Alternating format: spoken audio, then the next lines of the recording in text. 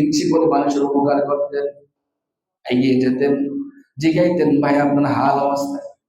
ওই যে বুড়ি মা আল্লাহর পয়গম্বরের রাস্তায় কাটা দেয়, প্রতিদিন নবী মুহাম্মদ রাসূলুল্লাহ সাল্লাল্লাহু আলাইহি ওয়াসাল্লামের রাস্তায় কাটা বিছিয়ে রাখে। আল্লাহর পয়গম্বর একদিন বুড়িকে দেখলেন না, মনে মনে ভাবলেন আই রে বুড়ি আমার পথে কাটা দিয়ে আজকে বুড়ি হয়ে গেল। আল্লাহর পয়গম্বর বুড়ি বাড়িতে গেলেন, দূর থেকে ডাক দিলেন ঘরের ভিতরে কে আছে নাকি? বুড়ি জবাব দিল আছি, তবে অসুস্থ। আল্লাহর নবী বুড়ির সামনে এগিয়ে গেলেন, বুড়ি খোঁজ খবর নিলেন।